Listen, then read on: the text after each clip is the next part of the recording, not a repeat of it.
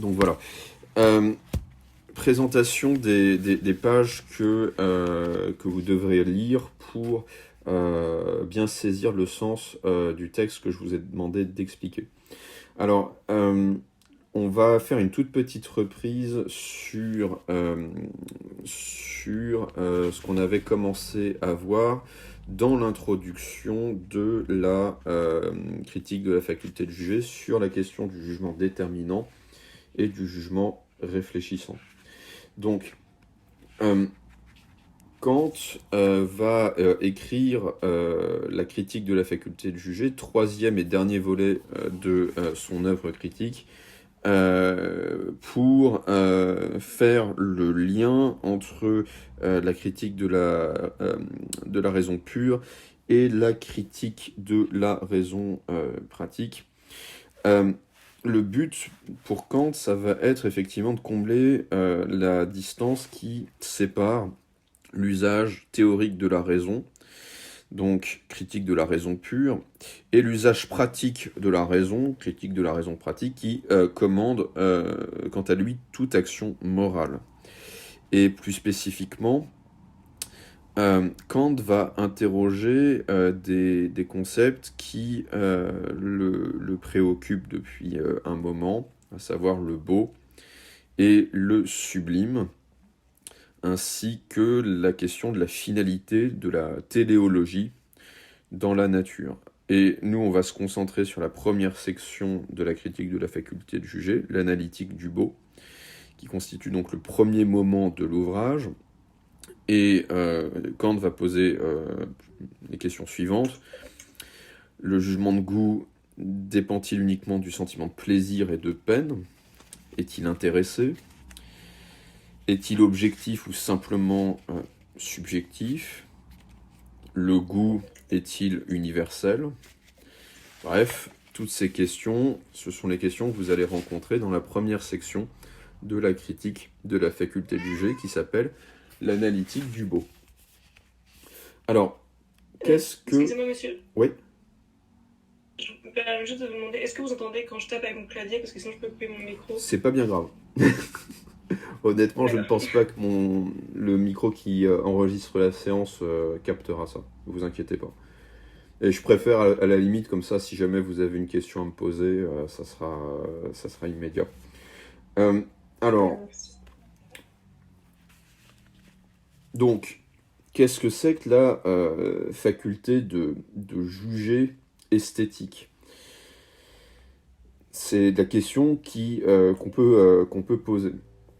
Donc, le sens que Kant va donner à la critique de la faculté de juger esthétique doit s'entendre dans une acceptation, dans une exception bien particulière, à savoir celle des critiques kantiennes. C'est l'évaluation ou la détermination du pouvoir de la faculté de juger esthétique et aussi de sa légitimité. Jusqu'où peut-elle aller? Quelle est sa valeur? Au passage, c'est tout simplement une faculté qui est synonyme pour Kant de la faculté du jugement de goût. Faculté de juger esthétique égale jugement de goût. Faculté à juger d'après le goût. Et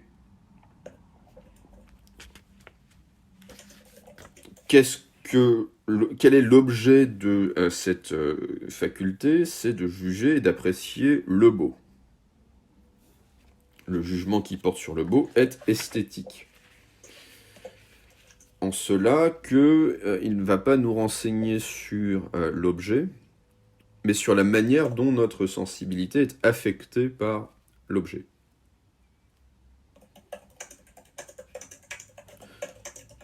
Donc, effectivement, on a affaire ici à ce que Kant appelle dans la critique de la raison pratique, par exemple, le domaine du pathologique, le domaine du pathos, de l'affection. Pathologique non pas donc au sens du maladif, mais au sens du passif, la manière dont nous sommes affectés. Alors,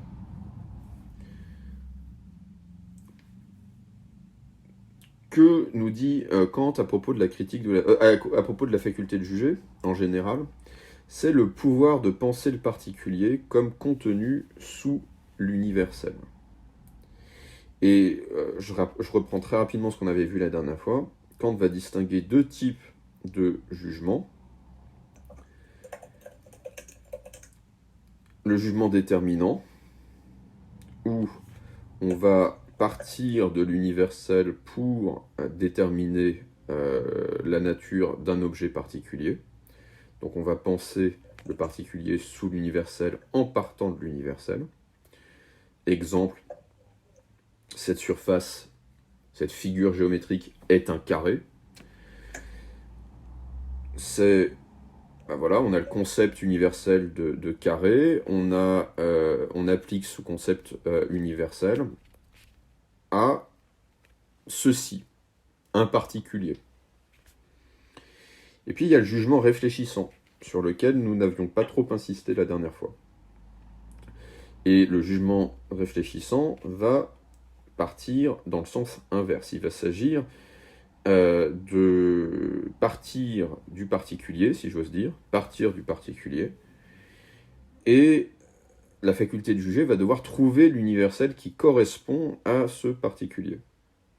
À ce moment-là, Kant va dire la faculté de juger est simplement réfléchissante. Par exemple, non pas ceci est un carré, mais c'est beau. C'est beau. Alors, que se passe-t-il à ce moment-là dans un jugement du type c'est beau, qui est par excellence le jugement réfléchissant? Eh bien, quand je dis c'est beau, j'ai affaire à un objet particulier, une œuvre d'art, un paysage, un animal, un visage, etc., etc. Et je vais viser un universel dans le concept de beau. Mais précisément, cet universel qu'est le beau, il ne m'est pas d'abord donné, je le vise dans ce jugement.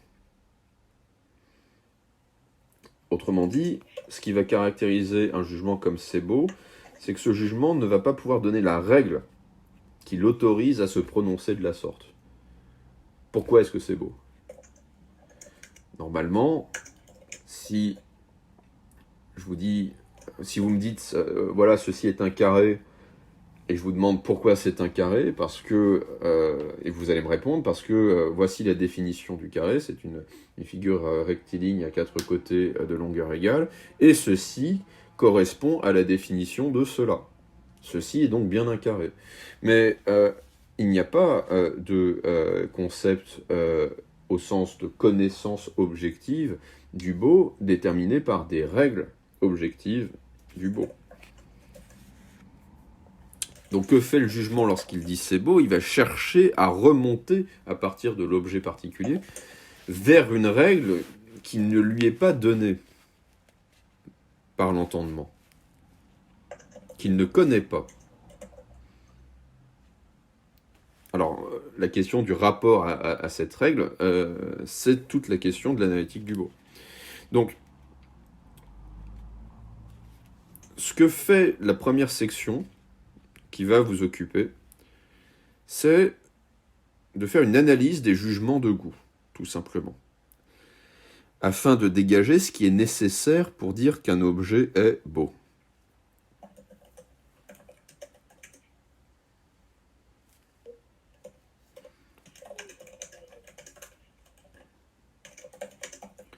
Alors, tout d'abord, il faut noter que le beau vient de notre réceptivité à un plaisir. Et ce plaisir résulte lui-même d'une réflexion que nous effectuons sur la forme de l'objet considéré. Ça, c'est très important. Kant va considérer que la considération de la forme, c'est ce qui rend possible le jugement sur le beau. De la forme plutôt que de la matière. Vous le verrez quand vous lirez les textes, c'est en particulier manifeste dans les exemples qu'il prend. Et donc, notre sensibilité est affectée de manière positive par certaines formes, sans que notre entendement comprenne véritablement pourquoi. Donc, l'esthétique kantienne va partir d'une analyse du sentiment de plaisir et de peine, dont il faudra trouver quel est le principe a priori. C'est-à-dire le principe qui ne dépend pas justement de tel ou tel objet particulier, mais qui formerait quelque chose comme un critère universel. Donc, le problème est le suivant, si vous voulez. Quand je dis c'est beau, mon jugement, ma faculté esthétique va s'efforcer d'apprécier l'objet selon une règle. Mais ce jugement, précisément, qui vise une règle, n'est pas non plus fondé sur un concept déterminé, comme celui de carré. Sinon, ce serait un jugement déterminant. Autrement dit, ce qu'il faut comprendre, c'est que le jugement esthétique donne à réfléchir. Quand nous sommes face à un objet qui nous affecte de telle sorte que nous allons le juger beau, nous sommes troublés parce que nous allons nous efforcer de chercher une règle que nous ne connaissons pas. Autrement dit, la beauté donne à réfléchir, autant qu'elle nous affecte. C'est beau, pourquoi est-ce que c'est beau ? Alors,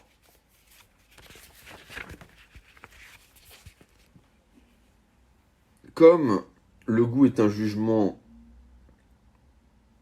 et que Kant avait déjà parlé du jugement dans la critique de la raison pure, vous allez voir que la critique de la faculté de juger dans l'analytique du beau est structurée selon les catégories du jugement dans la critique de la raison pure. Okay.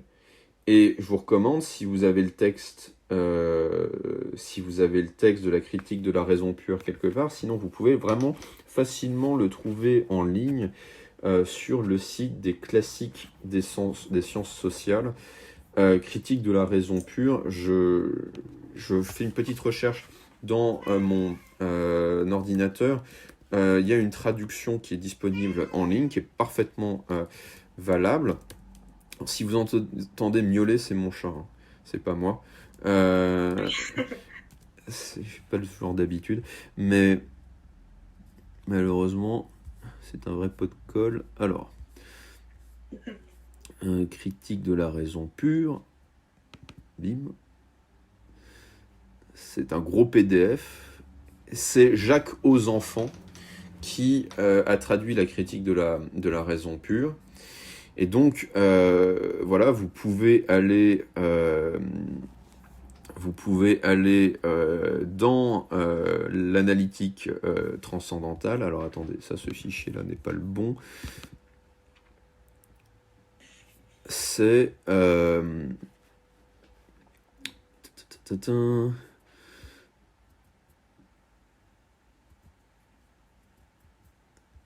Alors, excusez-moi, c'est dans l'analytique des concepts. Voilà.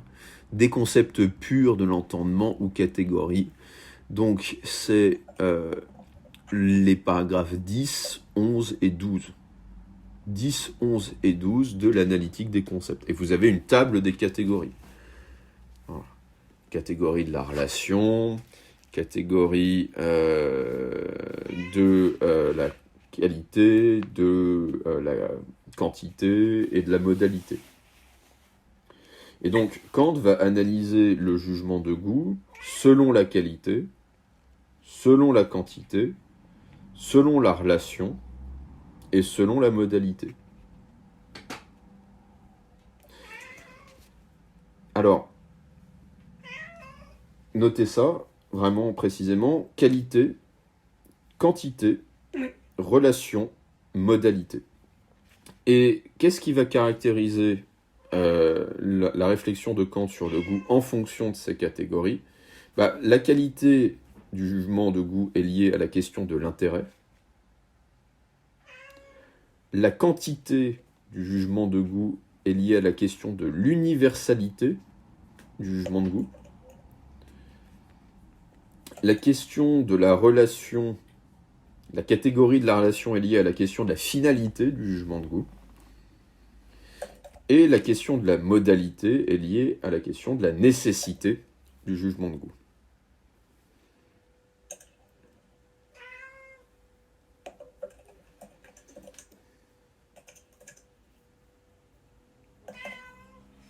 Alors,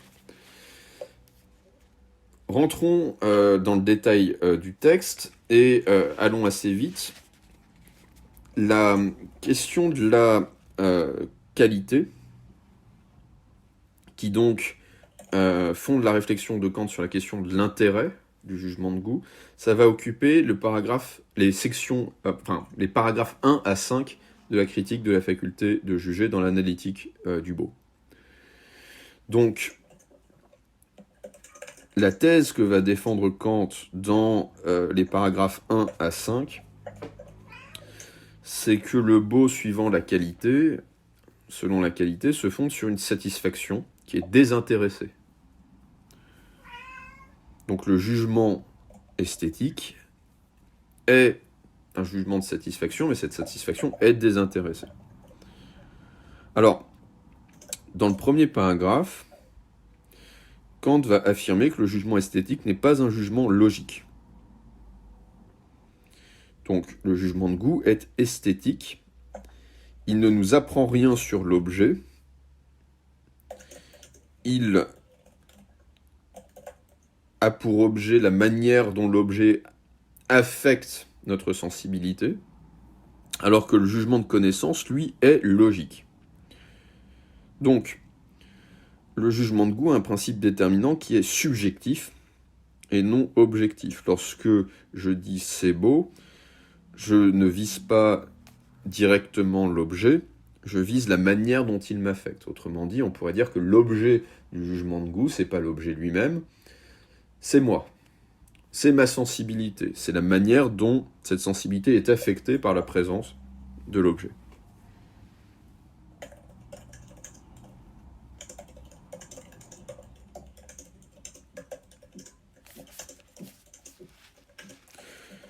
Donc, le principe du jugement de goût est subjectif. Il se rapporte à un sentiment de plaisir ou de peine éprouvé par le sujet. Et donc, ce plaisir et cette peine ne se rapportent en rien à l'objet en tant que tel. C'est la manière dont il est affecté par la représentation de l'objet. Paragraphe 2, ce que Kant va dire, c'est que le jugement esthétique est pur. Pur en quel sens ? Au sens où le jugement de goût se fonde sur une satisfaction, mais cette satisfaction est désintéressée.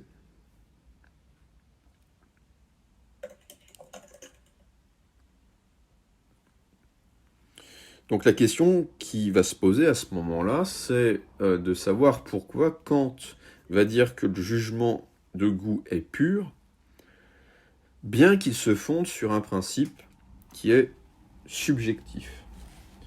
Parce que là, il va y avoir une différence entre le jugement esthétique et le jugement moral.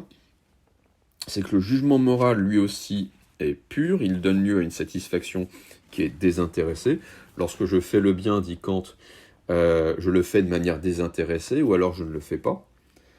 Mais le jugement moral est fondé sur un principe qui est objectif et qui est donné par la raison, alors que le principe du jugement de goût est donné par la sensibilité. Alors, Kant va donner une définition de la satisfaction. Je cite, « On appelle intérêt la satisfaction qui est liée, pour nous, à la représentation de l'existence d'un objet. » Et en fait, la satisfaction éprouvée ne procède pas tant de l'existence physique d'un objet que de la pure et simple représentation que l'on en a. Donc, quand on est face à un objet beau, nous dit Kant, ce qu'on peut contester par ailleurs, on se désintéresse de l'existence même de l'objet pour simplement avoir du plaisir à sa représentation, ce qui fait que je peux juger belle, une représentation qui n'a d'existence, si j'ose dire, que dans mon imagination, qui n'a pas d'existence physique. Voilà. Alors,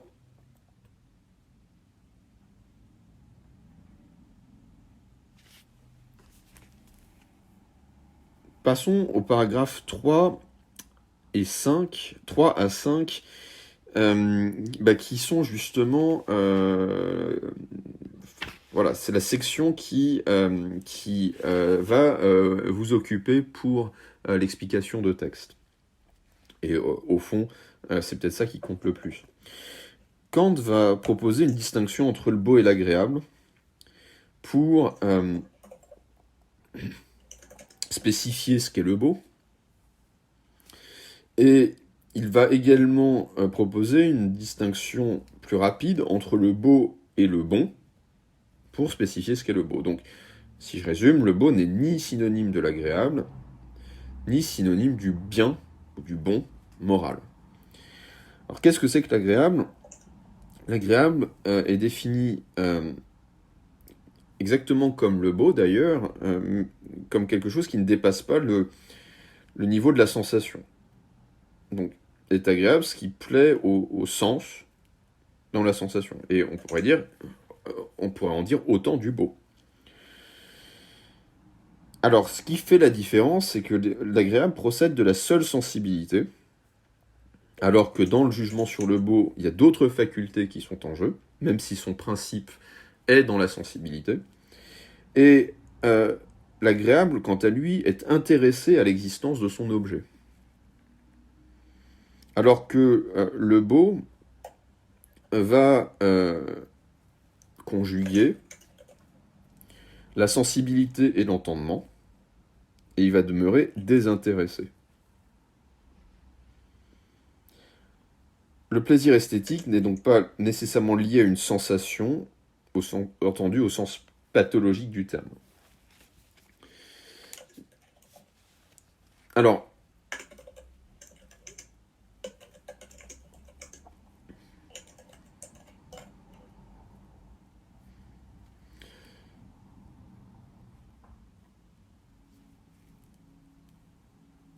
dans le sentiment, nous sommes affectés par un objet et nous sommes entièrement tournés sur nous-mêmes. C'est ce qui nous permet de prendre conscience de la sensation agréable que nous ressentons. Cette satisfaction peut être qualifiée, je l'avais dit, de pathologique. Elle dépend d'une affection purement subjective. Ce qui fait que dans le jugement sur le beau, on n'est pas totalement dans le domaine du pathologique, lorsque le jugement est pur, c'est que la jouissance que le sujet va éprouver ne dépend pas de l'existence de l'objet, mais de sa représentation, pas simplement de son existence. Donc, le jugement esthétique est une disposition de l'esprit par laquelle nous allons éprouver une satisfaction liée au beau, et cette satisfaction provient d'une représentation objective se constituant grâce à l'activité de l'esprit. Donc, lorsque je juge qu'une chose est belle, en fait, ce qui se produit, c'est une mise à distance aussi de l'objet lui-même, de la chose que je juge belle, contrairement à ce qui se passe avec le vin des Canaries que vous allez retrouver dans l'extrait que je vous demande d'expliquer. Pour juger que le vin est bon, que ce vin est bon, nous dit Kant, il faut que je sois vraiment en présence immédiate et directe de l'objet. Enfin, je m'exprime mal là. Pour juger que le vin est agréable. C'est ça le concept que mobilise Kant. Alors que... Oui, excusez-moi. Oui.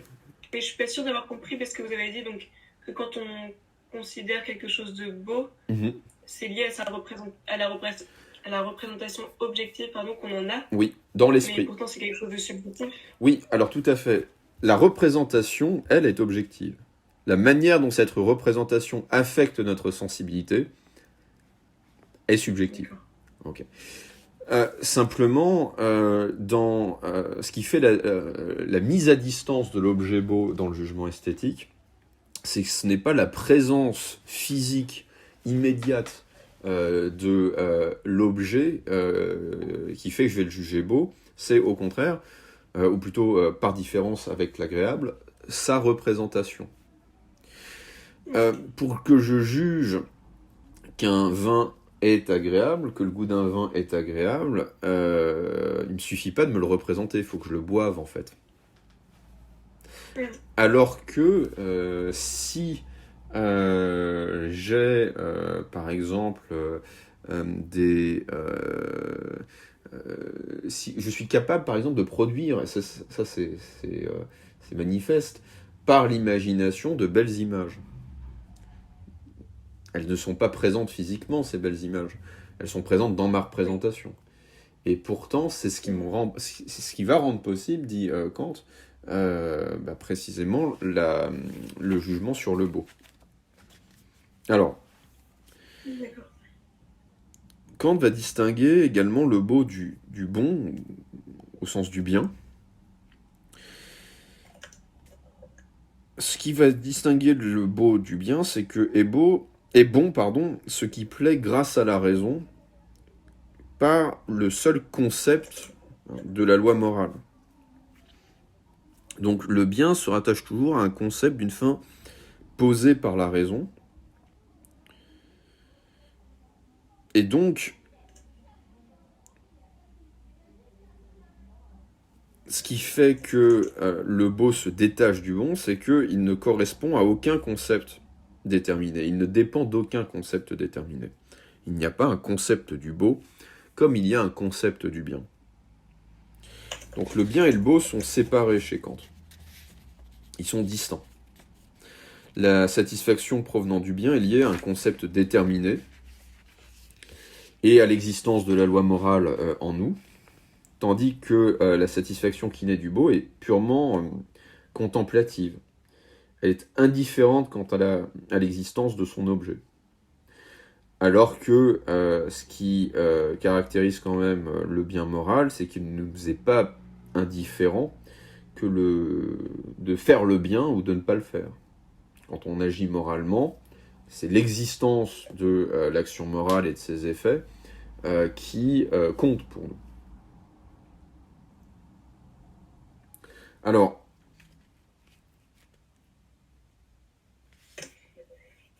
passons au paragraphe 6 à 9. On passe à la section selon la quantité, le beau vu par le prisme de la quantité. Et je vous avais dit, Kant va, quand il va parler de la quantité du jugement de goût, Kant va dire que le jugement de goût est universel. Et donc là, c'est peut-être le point le plus problématique, le plus intéressant aussi de la critique de la faculté de juger.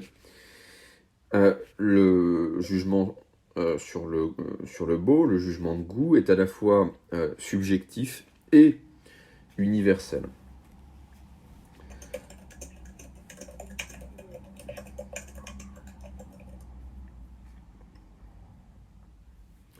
Comment l'expliquer ? Donc,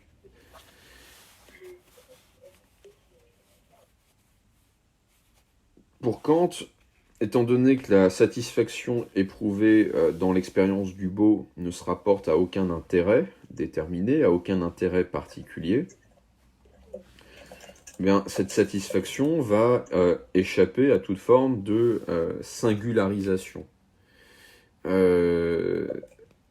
Ça ne me plaît.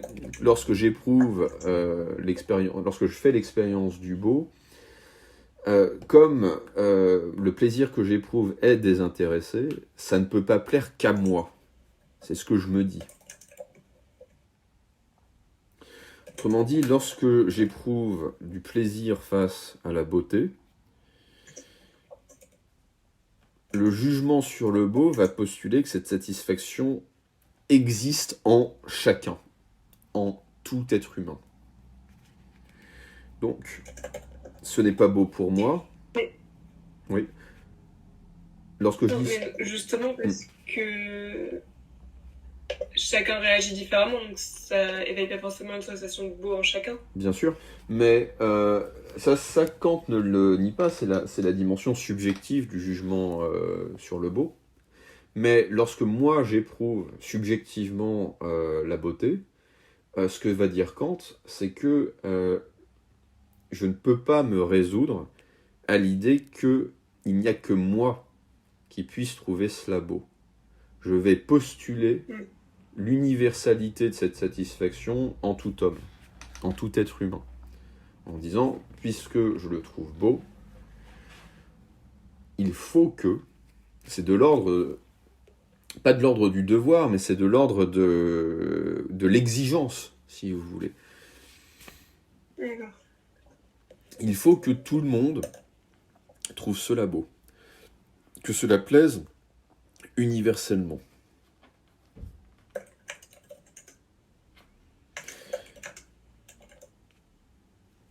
Alors oui, un point d'ailleurs, ce que Kant explique aussi, c'est que il ne s'agit pas simplement de penser que n'est beau que ce qui plaît à tout le monde.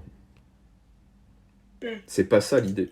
C'est-à-dire que, imaginons une œuvre d'art qui ferait, à Dieu ne plaise, consensus auprès de la critique, du public en général, et même des différentes générations de critiques et de publics.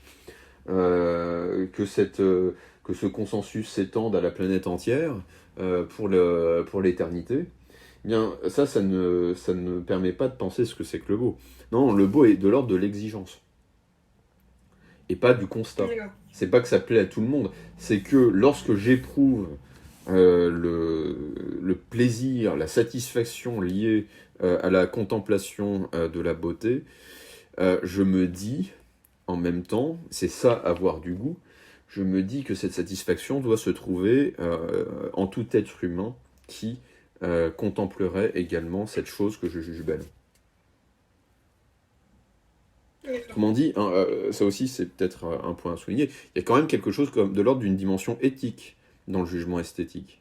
C'est-à-dire que ce jugement me lie aux autres, d'une manière ou d'une autre, sur le mode d'une exigence d'universalité. Ce qui me pousse évidemment à, non pas la dispute argumentée et fondée sur des concepts objectifs, mais ce qui me pousse à la discussion pour Kant. Quand je trouve que quelque chose est beau et que la personne que j'ai en face de moi ne partage pas mon jugement, je suis poussé à en discuter. Sinon, je n'ai pas de goût. Oui. Ou alors sinon, je confonds le beau et l'agréable. Ça, si vous avez lu le texte que je vous ai donné à expliquer, c'est clairement de ça qu'il s'agit. Si vous aimez pas l'andouillette, par exemple, que moi j'adore, on va pas il n'y a pas de matière à discussion.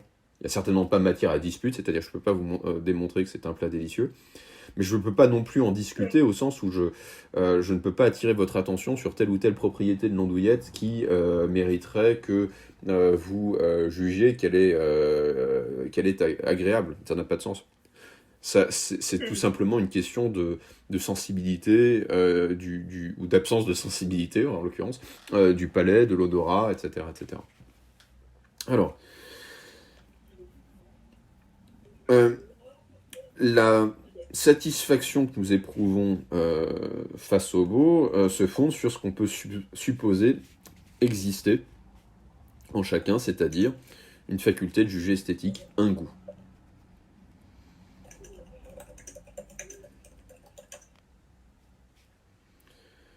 Ce qui fait que lorsque nous portons un jugement esthétique sur un objet, tout se passe comme si, ça je pense qu'on peut le dire comme ça, tout se passe comme si on attribuait la beauté à l'objet lui-même, comme s'il s'agissait d'une propriété de l'objet. lorsque je dis que ce paysage est beau, tout se passe comme si, dans mon jugement, j'attribuais la beauté, véritablement, au paysage. Alors qu'en réalité, la beauté n'est pas une propriété du paysage. La beauté, c'est une catégorie du jugement esthétique qui vient désigner le plaisir que j'ai à contempler la forme de ce paysage.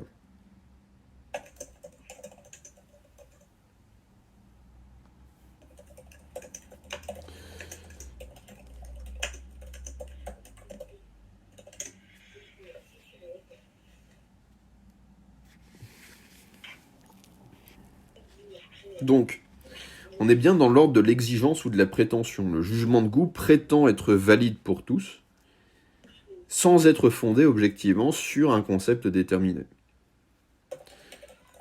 Et Kant va parler à ce moment-là d'universalité subjective. Alors,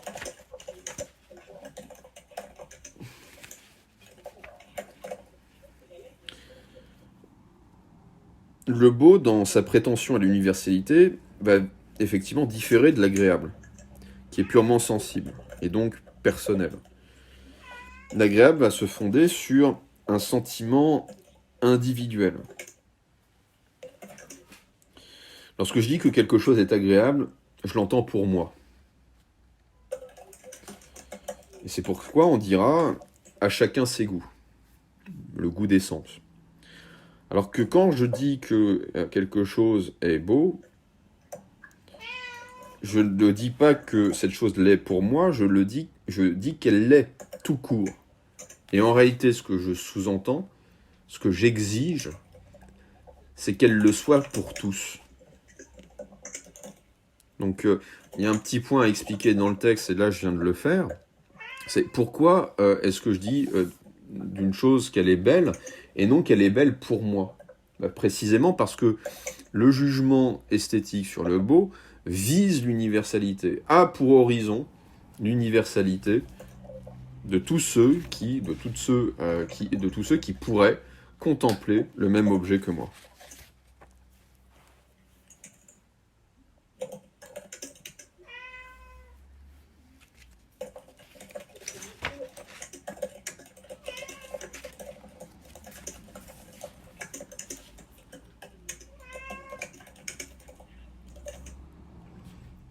Et donc, là, on va tomber sur quelque chose qui est très intéressant chez Kant, ce qui fait la spécificité du rôle de l'entendement dans l'analytique du beau.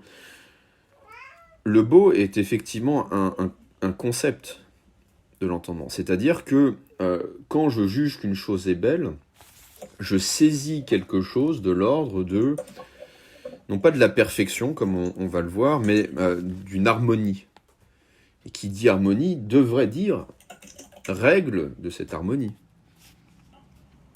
Mais je ne parviens pas à définir cette règle. Je la saisis de manière singulière dans cet objet, dans ce paysage, dans cette musique, etc. Comme si la chose belle, la musique, la belle musique, exemplifiait de manière particulière et singulière cette règle, mais je ne suis pas capable, même si je le cherche, c'est pour ça que je dis c'est beau, je cherche cette règle, mais je ne la trouve pas. Autrement dit, on pourrait dire que le jugement sur le beau procède d'un effort de l'entendement pour poser une règle du beau, et cet effort échoue toujours. Pour le dire autrement, le jugement esthétique est quelque chose comme un élan vers une règle du beau, vers un concept définissable du beau. Et non, c'est pas que cet élan retombe, c'est qu'il ne trouve jamais sa cible, à savoir un concept objectif, clairement définissable de ce que c'est que le beau.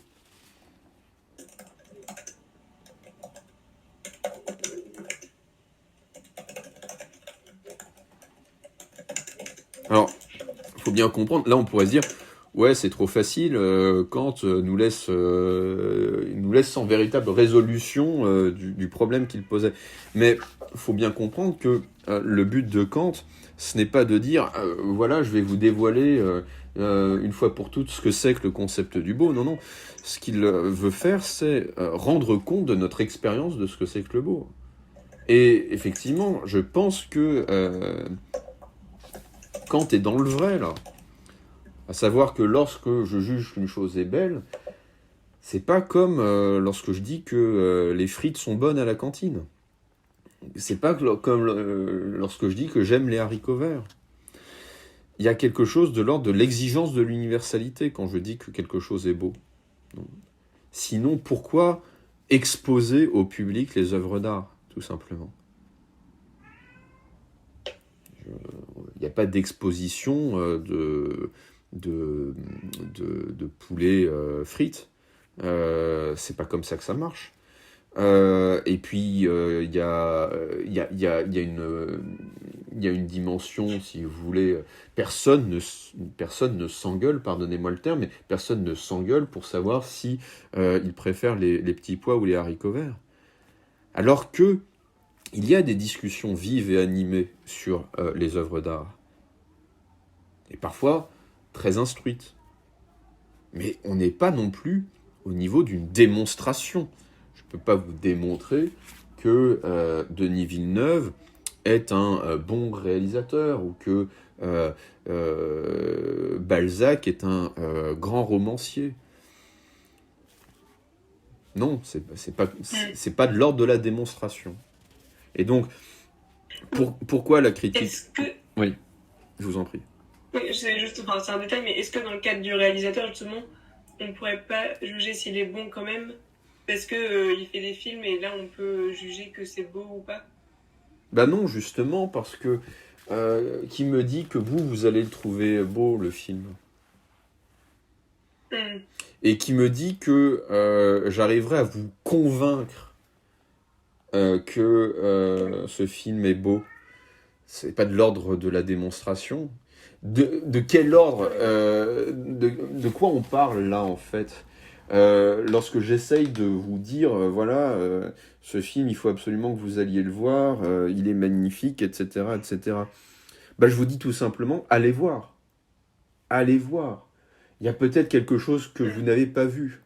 Il y a peut-être, autrement dit, je ne peux que, lorsque je discute avec quelqu'un sur le beau, je ne peux qu'attirer le regard sur telle ou telle propriété formelle de l'objet, en disant, je ne comprends pas que tu ne trouves pas cela beau.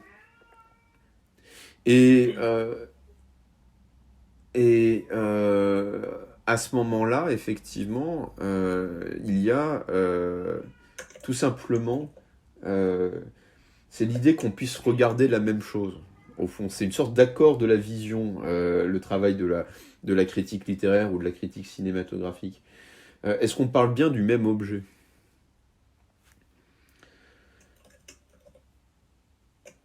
Et en fait, oui, on en parle bien, mais peut-être qu'on ne le voit pas différemment, et la dimension éthique de la critique, et de la critique au sens esthétique du terme, c'est regardons ensemble dans la même direction. Voyons la même chose. Alors, j'arrive, je ne sais pas jusqu'à quand surtout votre estomac peut tenir. Ça va, mais... Ok, je vais foncer jusqu'au... je vais aller un petit peu plus vite.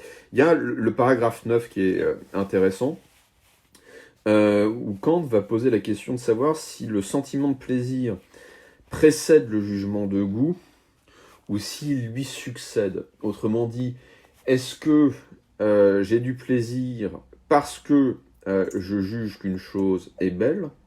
Ça, c'est le plaisir qui succéderait au jugement sur le beau. Ou est-ce que je vais avoir du plaisir et c'est pour cela que je vais juger que cette chose est belle? Donc, est-ce que le plaisir précède le jugement de goût ou est-ce qu'il lui succède? Est-ce que c'est pas l'inverse? Et ça, c'est un point qui est très important. Kant va estimer qu'un jugement de goût ne peut se fonder uniquement sur le sentiment. Le plaisir ne peut pas être premier. Si le plaisir était premier, le beau finalement ne serait que de l'agréable et ne dépendrait que de la sensation.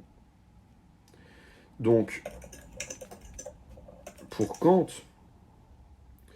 le plaisir va naître du pouvoir à communiquer notre état d'âme et notre jugement, ou notre jugement, à autrui.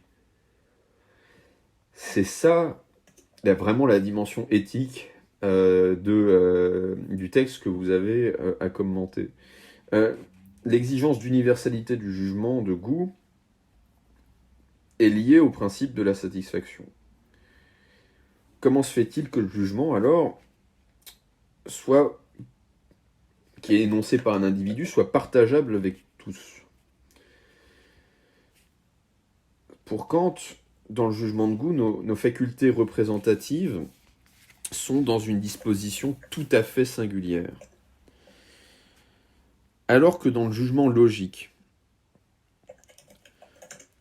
le rapport entre l'imagination et l'entendement est réglé par un concept déterminé.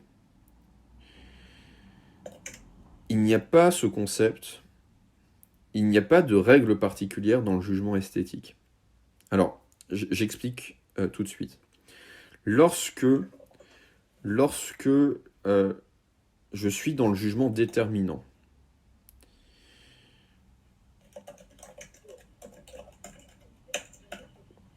j'ai en moi le concept universel de carré. Ok ? Je vais vous dire carré et je vais vous demander d'imaginer un carré. Est-ce que vous en êtes capable ? Oui. Oui, très bien. Eh bien, la raison pour laquelle vous en êtes capable et la raison pour laquelle vous allez tout simplement pouvoir le faire de manière aussi précise, c'est que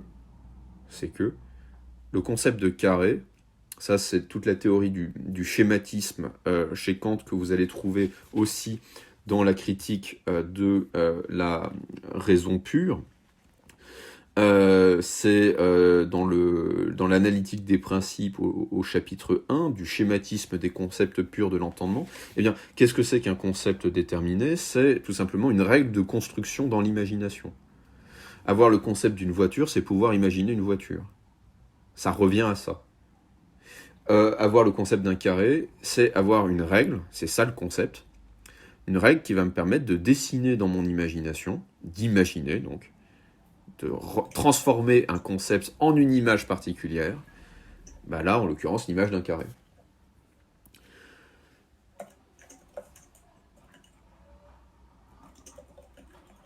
Si je vous dis imaginez la beauté, eh bien, vous n'allez pas pouvoir le faire de cette manière-là. C'est-à-dire que vous n'aurez pas, probablement, il ne se passera pas dans votre esprit ce qui se passe dans le mien, par exemple. Pourquoi ? Parce qu'il n'y a pas de règle venant traduire un concept du beau dans une image particulière. C'est ce que Kant va appeler le libre jeu des facultés représentatives. Le libre jeu des facultés représentatives. Quand j'imagine une chose belle, mon imagination est libérée de tout concept déterminé de l'entendement. Alors, c'est ça qui est très intéressant, c'est que l'entendement intervient quand même pour unifier ma représentation. Quand j'imagine une chose belle, je ne me représente pas quelque chose d'informe, bien au contraire. Mais est-ce que je vais imaginer, je ne sais pas moi, un dessin de Manu Larsenet ? Est-ce que je vais imaginer un paysage du Périgord ? Est-ce que je vais imaginer le visage de ma femme ? Voilà. Libre jeu des facultés. Et imaginons, envisageons le cas où je suis dessinateur, je suis poète, je suis peintre, je suis ce que vous voulez, je suis artiste. Je vais devoir imaginer une chose belle, selon une règle, c'est ça le génie, que je vais moi-même créer.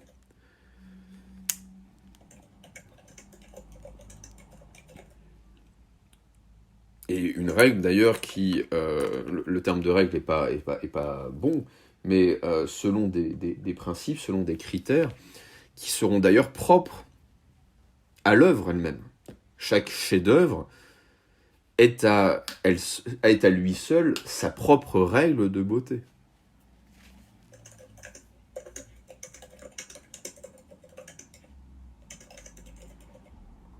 Et par exemple, quand vous dites chef-d'œuvre, comment on définit le chef-d'œuvre? Oula, vaste question. Chez Kant, le chef-d'œuvre est lié à la question de savoir si le sentiment que nous éprouvons face à l'œuvre est pur ou au contraire mêlé d'agréable et donc de satisfaction intéressée, etc. etc. Autrement dit, pour Kant, le chef-d'œuvre se rapproche le plus de... alors, Kant ne s'exprimerait pas comme ça, mais de l'œuvre de la nature, de ce que lui, pour le coup, appelle les beautés naturelles. Lorsque je suis face à un chef-d'œuvre, j'ai l'impression qu'il y a une nécessité de l'œuvre que je ne parviens pas à m'expliquer. C'est comme si l'œuvre d'art était un phénomène naturel. Comme si elle avait émergé de manière spontanée, et pas par le fruit d'un travail acharné de l'artiste. Il y a une forme de grâce, on pourrait dire, quand je crois utilise le mot de faveur, que nous fait le chef-d'œuvre, qui est lié en fait à sa dimension, à la dimension pure du jugement esthétique que nous allons porter sur lui. Il n'y a pas une trace d'agréable, nous dit Kant, lorsque je suis face véritablement à ce que je vais nommer chef-d'œuvre. Ce qui fait par exemple que, je sais pas moi, il n'y a pas peut-être l'ombre d'un érotisme dans certains nus, je ne sais pas moi, de Raphaël par exemple. C'est pas fait pour susciter l'excitation sexuelle du spectateur, mais il y a une forme de grâce tout simplement pure du corps humain qui ne s'accompagne pas d'un plaisir intéressé. Typiquement, moi, un de mes tableaux préférés, c'est le Saint-Jérôme du Caravage. C'est un vieux barbu, si vous voulez, penché sur un bureau avec une vanité, avec un crâne, voilà. Là, je vous garantis, il n'y a pas l'ombre d'un désir intéressé lorsque je contemple ce tableau, que je trouve tout simplement... c'est le chef-d'œuvre pour moi du Caravage. Et d'ailleurs, le Caravage, c'est très bien, c'est un très bon exemple.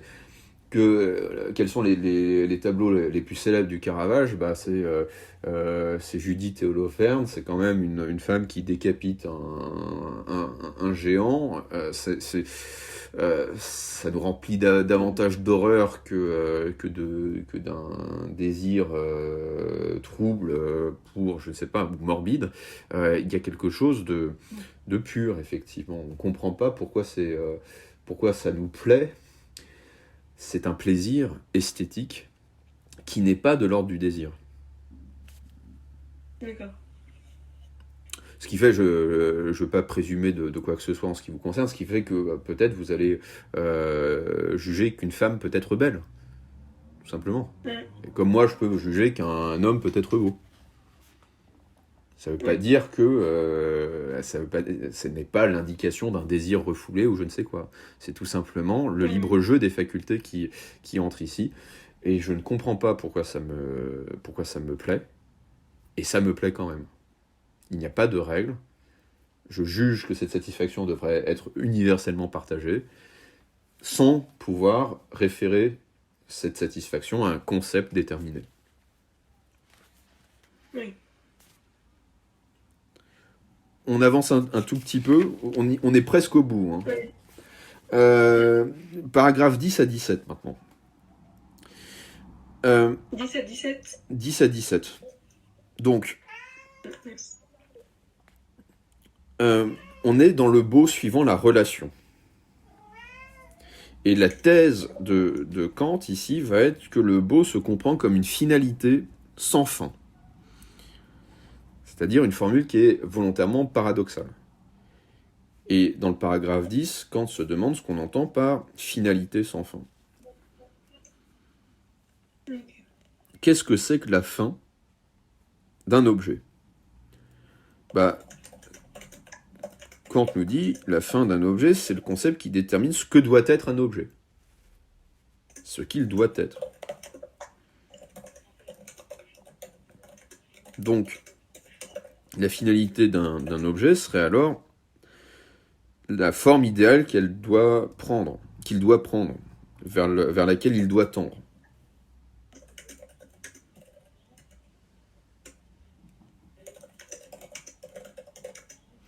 D'où vient le plaisir, à ce moment-là, que nous éprouvons face au beau ? Eh bien, il vient de ce que l'on veut que la chose soit telle qu'elle apparaît. Éprouver le sentiment de plaisir face à la beauté, ce sentiment de satisfaction, c'est éprouver la satisfaction de voir quelque chose qui est tel qu'on voudrait qu'elle soit.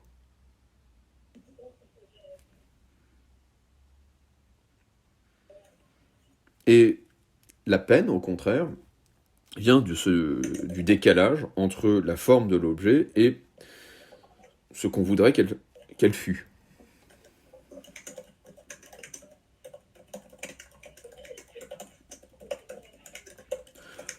Or, précisément, dans le cas du jugement esthétique pur,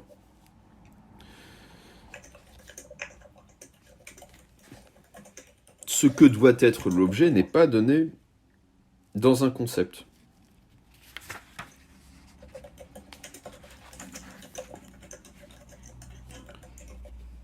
En fait, ce qui se produit dans le jugement esthétique, c'est que l'objet va nous donner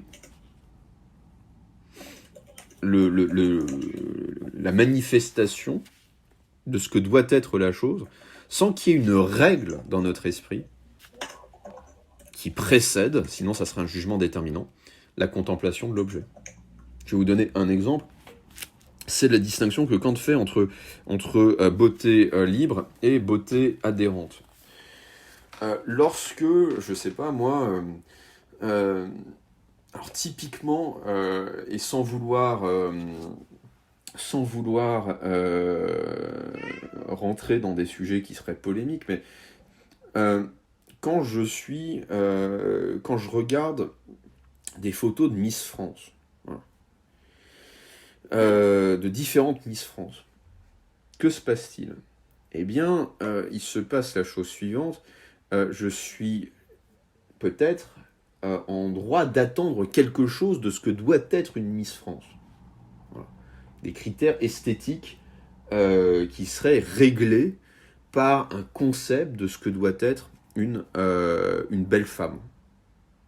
Et lorsque je regarde, je sais pas moi, un James Bond, et je suis face à un acteur qui incarne James Bond, je suis face exactement aux mêmes critères qui me feront dire, voilà, ça c'est un beau mec, ça c'est une belle jeune femme. Et là, qu'est-ce que je veux dire ? C'est pour un mec, c'est un beau mec. Pour un James Bond, c'est un beau James Bond. Pour une Miss France, c'est une belle Miss France. Or, c'est pas ce qui se produit dans le jugement esthétique pur.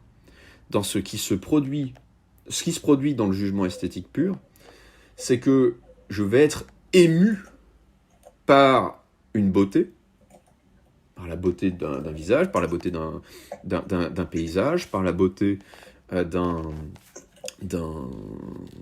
d'une œuvre d'art, peu importe. Et je vais, du coup, essayer, je vous l'avais dit, c'est ça le jugement réfléchissant, je vais, à partir de cet être singulier, remonter vers une finalité qui est le beau, mais cette finalité sera indéterminée.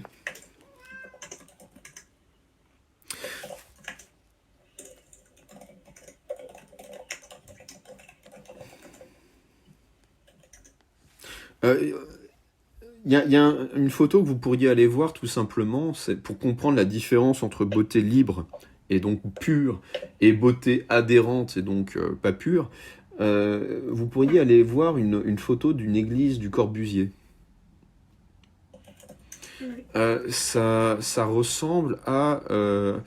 on est à mi-chemin entre le bunker et le restaurant Courte Paille. Et là, on se dit pourquoi est-ce que c'est pas beau. En fait, on pourrait à ce moment-là dire que dans le cas de la laideur, là, on a affaire à de la laideur adhérente. On a en nous le concept de ce que doit être une église. Et quand le bâtiment ne se conforme pas à ce concept, alors on va juger que c'est pas beau. C'est pas beau. Et pour autant, il peut nous arriver, je ne sais pas moi, d'être transporté vers des pays lointains, dans des cultures qui nous sont parfaitement étrangères, et être face à des lieux de culte. On devine que ce sont des lieux de culte, et nous allons trouver cela beau. Alors que nous n'avons pas le concept de ce que devrait être ce lieu de culte, en l'occurrence. Voilà. Quand, je sais pas, moi, imaginez les premiers conquistadors qui sont face à des temples aztèques. C'est beau, ouais, d'accord, mais pourquoi est-ce que c'est beau ? Donc, tout se passe comme si l'objet beau avait été conçu spécialement, en ce sens, par une volonté créatrice. Et c'est vrai des beautés artificielles comme des beautés naturelles. Et notre entendement, cependant, ne peut pas connaître conceptuellement cette volonté qui aurait créé ce bel objet. Dès lors, l'objet beau peut être compris comme une finalité sans fin. C'est-à-dire que l'objet beau fait signe vers une règle que nous ne pouvons pas connaître.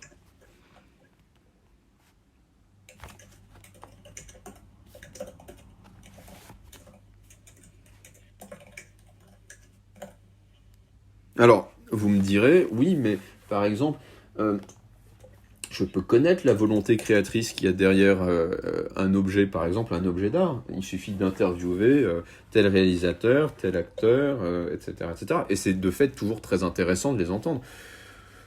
Oui, sauf que ça n'a pas grand-chose à voir avec le plaisir que j'ai face à leur performance. Il n'y a qu'à voir, je sais pas moi, des interviews d'acteurs comme Alain Delon. Alain Delon est pas un grand intellectuel, même si j'ai beaucoup d'estime quand même pour les interviews qu'il a données sur le métier d'acteur. Mais en fait, il y a une disproportion entre ce qu'un créateur est capable de dire sur son œuvre, qui est parfois assez décevant, et l'œuvre elle-même.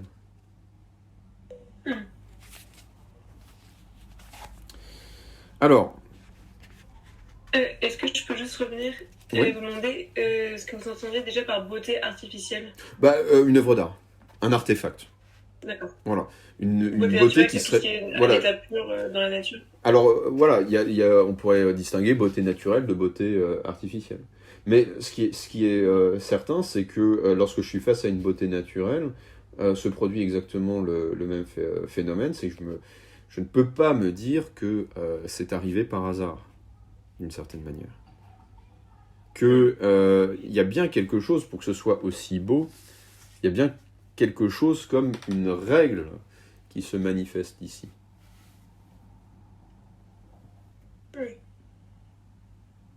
Alors, j'anticipe sur une section que vous n'avez pas à lire, mais c'est ce qui va distinguer par exemple le beau du sublime. Pour Kant, l'expérience du sublime, c'est précisément l'expérience du chaos de la nature, de la démesure de la nature, du caractère déréglé de la nature.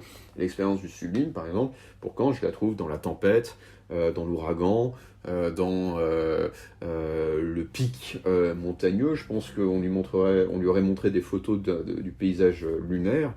Là, on a affaire à du sublime. Okay. Ou les fonds marins, les fosses marines, là on a affaire à du sublime, c'est-à-dire à un sentiment qui n'est ni du plaisir ni du déplaisir, mais qui est une sorte de fascination mêlée d'effroi face au spectacle de la démesure de la nature. Alors que dans le beau, il y a l'idée quand même d'une finalité. Alors, allez, on va aller au bout quand même, hein, parce que ça serait bête de s'arrêter en si bon chemin. Paragraphe 11-13. La question va être la suivante. Quel est le principe déterminant du jugement de goût ?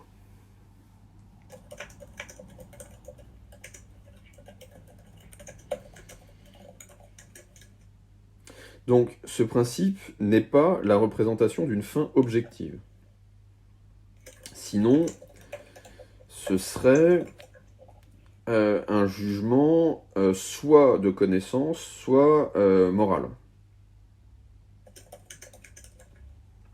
Le principe du jugement de goût n'est pas non plus strictement subjectif. Sinon, ce serait simplement de l'agréable. Et le jugement de goût ne dépendrait que du sentiment. Alors, je vais vous lire un petit bout du paragraphe 11. Qu'est-ce que c'est que le principe déterminant du jugement de goût ? Ce n'est rien d'autre que la finalité subjective dans la représentation d'un objet sans aucune fin, ni objective ni subjective, c'est-à-dire par conséquent la pure forme de la finalité dans la représentation par laquelle l'objet nous est donné, qui peut nous apporter la satisfaction que sans concept, nous jugeons universellement communicable, et donc constitué par là même le principe déterminant du jugement de goût. Alors, que veut dire Kant ici ? Je le traduis de l'allemand, là. Le principe déterminant du jugement de goût, c'est tout simplement la pure forme de la finalité. Universellement communicable et sans concept. Autrement dit, lorsque je suis face à un objet que je vais juger beau, je vais juger que la forme de cet objet fait signe vers une fin, vers une finalité, vers la finalité. Autrement dit, pour le dire plus trivialement, l'objet beau, c'est comme s'il était fait pour être là. C'est ça la beauté pour Kant.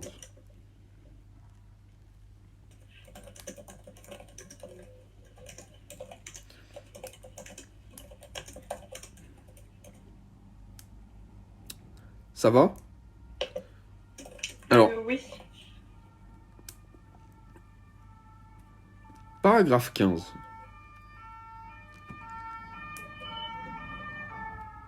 La beauté n'est pas synonyme de perfection. Ça, c'est un contresens qu'il ne faut pas faire chez Kant. Pourquoi ? Parce que qui dit perfection par rapport à un concept déterminé. Qu'est-ce que c'est que le cheval parfait ? C'est le cheval qui correspond parfaitement au concept que je me fais du cheval. Qu'est-ce que c'est que le corps humain parfait ? C'est l'homme de Vitruve, vous savez, de Léonard de Vinci, dont la forme s'inscrit parfaitement dans sa fonction. Donc le beau ne peut pas être confondu avec le parfait. Et la preuve, c'est que je peux juger beau, va dire Kant, c'est des exemples qu'il prend, des tatouages qui ne correspondent manifestement à aucun concept. C'est l'époque où on commence à explorer le Pacifique et l'océan Indien, et on tombe sur des tribus qui sont tatouées. Le tatouage a peut-être une signification rituelle pour celui qui le porte, mais pour l'explorateur, pour le marin du capitaine Cook, c'est pas le cas. Et on peut juger belles des arabesques, par exemple, qui, pour nous, n'ont strictement aucune signification conceptuelle. De la même manière que je peux juger beau des peintures de l'art abstrait. Voilà. Et juger esthétiquement insignifiantes des œuvres d'art abstrait parfaitement purement géométrique, par exemple. Je sais pas, moi, je peins un triangle parfait, hein, il est parfait, et je le peins en rouge, d'un rouge parfaitement lisse, et uniforme, et homogène. Bon, bah, c'est pas une œuvre d'art, hein, c'est un triangle de signalisation qui va procurer, il est parfait, et il ne procure strictement aucune forme de plaisir esthétique. Autrement dit, le principe déterminant du jugement esthétique ne peut pas être la perfection, parce que qui dit perfection dit concept d'une fin déterminée.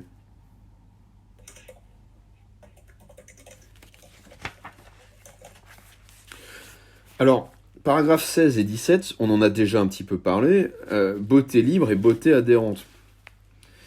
Kant va distinguer deux types de beauté, une beauté pure et libre, qui n'est pas liée au concept de l'objet, de ce que l'objet devrait être, et une beauté adhérente qui, lui, va présupposer une fin ou un concept particulier, déterminant en eux-mêmes ce que doit être l'objet.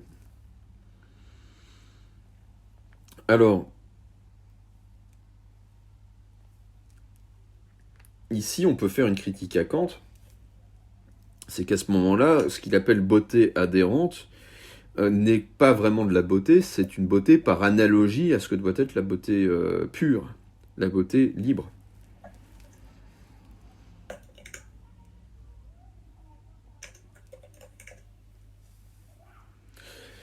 Donc, paragraphe 18 à 22, c'est la dernière section. On va essayer de faire ça très brièvement, je vous promets, on ne prend pas plus de 5 minutes. Paragraphe 18 à 22, c'est la dernière section, la question de la modalité du jugement de goût. Et la thèse de Kant, c'est que il y a une relation nécessaire à la satisfaction. Le beau est l'objet d'une satisfaction nécessaire. Qu'est-ce que c'est que la modalité ? C'est les catégories du possible, du nécessaire, du contingent. Voilà. Et là, ce que dit Kant, c'est que le beau est l'objet d'une satisfaction qu'on va juger nécessaire. Ce n'est pas une nécessité objective et théorique comme dans le jugement de connaissance. Ce que Kant va dire, et c'est ce concept-là qui est important, ce que Kant va dire, c'est que cette nécessité est exemplaire.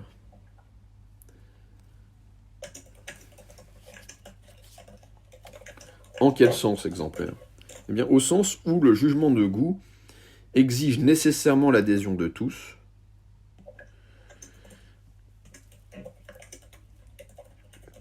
sans qu'il existe vraiment de règles déterminées fondant cette exigence d'universalité.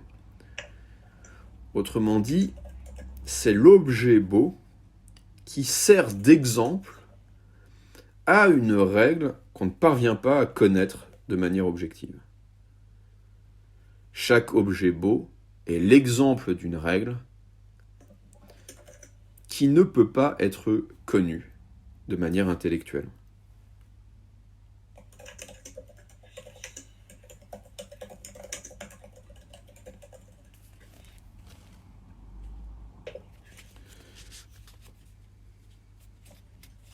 Alors, Kant va postuler, de la même manière qu'il existe un sens commun logique et moral, un sens commun esthétique chez tous les êtres humains. Un sens commun esthétique.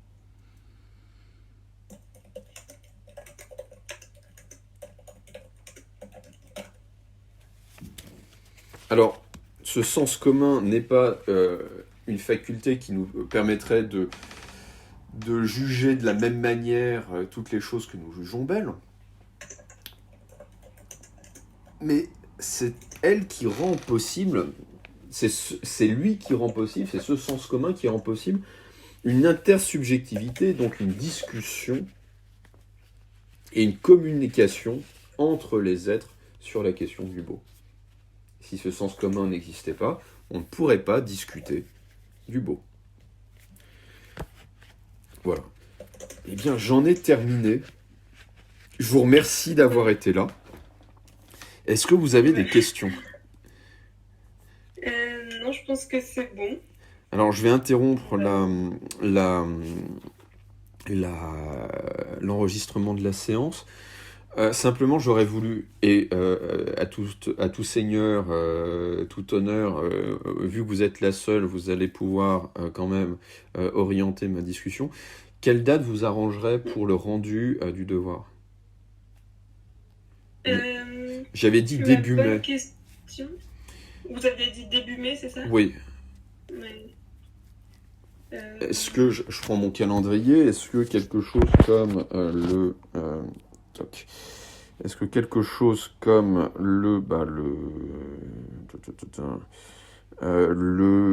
pour vous laisser un week-end en plus, mais quelque chose comme le 5 mai, ça vous irait ? Un dimanche. Alors je sais que c'est le dimanche, mais... Ça dépend, parce que quand vous dites 5 mai, c'est 5 mai à minuit ? Ouais, typiquement, c'est le 5 mai à minuit. Je me dis que ça serait pas mal de vous demander de rendre le devoir un week-end, ça vous laisse quand même le week-end pour le faire. Bon, oui. Je dis pas que vous allez vous y prendre au dernier moment, mais je dis que mais... c'est une possibilité que je vous offre. Ok, donc jour entier, 5 mai, rendu du devoir sur la CLJ. Je le note. Ok. Et là, je crois que la prochaine fois que nous allons nous voir, du coup, ça sera en physique, en présentiel, comme on dit.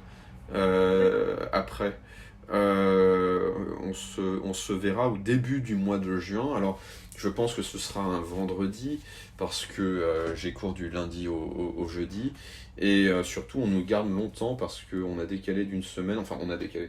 Le baccalauréat a été décalé, je crois, à l'époque que c'était par Attal, à la 2e ou 3e semaine du mois de juin. Voilà. D'accord, mais... Oui. Normalement, on a eu les emplois du temps avec les cours. Mm-hmm. Donc, je peux essayer de retrouver ça pour vous dire...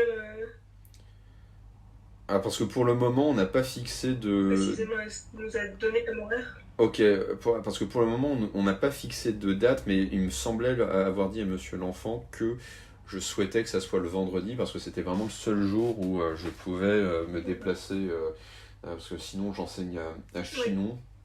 Je me lève à 5h du matin, je rentre à 20h. Je peux pas vous voir de 1h du matin à 3h du matin pour vous rendre vos copies et faire le corrigé. J'imagine. Écoutez, Astrid, je vais essayer de régler. Je vais juste vérifier que j'ai pas reçu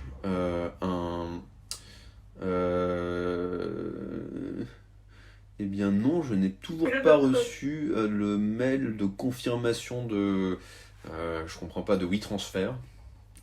À croire qu'il y a un pare-feu qui bloque complètement l'accès au mail, ou que le site est en capilotade. Faut quand même que je communique à vos camarades le cours. Je sais pas trop comment m'y prendre. Est-ce que vous... Je sais qu'il y a pas longtemps, j'avais un problème avec WeTransfer qui marchait pas et ça avait fini par marcher au bout de quelques heures. Ok. Sinon, Google Drive, c'est une possibilité. Alors, le problème, c'est que je ne sais plus quel est mon mot de passe. Ça, je vous avoue. Je, euh, je vais quand même essayer de régler ce problème maintenant. Euh, ta, ta, ta, ta, ta. Alors, je vais supprimer la validation.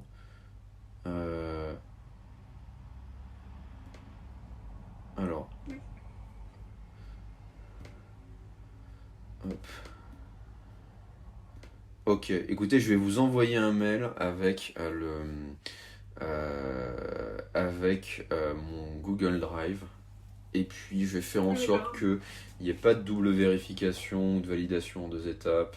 Malheureusement, alors je vais peut-être en créer un autre, Google Drive. Mais c'est vrai que ça va poser problème si je reçois des textos parce qu'un appareil inconnu voudra se connecter à ce Google Drive. Écoutez Astrid, allons déjeuner. Et puis bonne journée et bonne fin de semaine. Oui. Dire, si vous voulez, nous en tout cas, ça va peut-être changer, mais dans notre emploi du temps pour juin, Monsieur Info indiquait qu'on avait cours avec vous, donc le vendredi 7 juin de 14h à 17h. Ah bah c'est mon anniversaire en plus, parfait. Oui, bah à ce moment-là, de 14h à 17h? Oui. C'est bien ça, parfait. Bah écoutez, très bien, j'en prends note. Et ben voilà, mon anniversaire ça sera samedi, hein, c'est pas grave. Mais ouais, de toutes les manières, il faut que ça soit un vendredi de début juin. Et autant que ce soit fait là. Et ben voilà, ça sera samedi, hein, c'est pas grave. Toc toc toc, je me mets juste une alerte. Alerte une semaine avant, et puis 2 jours avant. Hop. Et ouais, non, le sujet, ça va être le transfert des fichiers. Ça c'est un peu embêtant. Et bah écoutez, je m'y attelle et je vous tiens au courant ainsi que vos camarades. Vous leur communiquerez quand même. Et de toute façon, je pourrais leur donner mes notes déjà du coup aujourd'hui. Ouais. Mais vous leur communiquerez quand même. C'est sûr. Mais vous leur communiquerez quand même ma perplexité face à leur absence, quoi. Certaines sont compréhensibles, d'autres le sont un peu moins, je pense. Écoutez, je vous remercie. Au revoir Astrid. Merci à vous. Au revoir. Au revoir.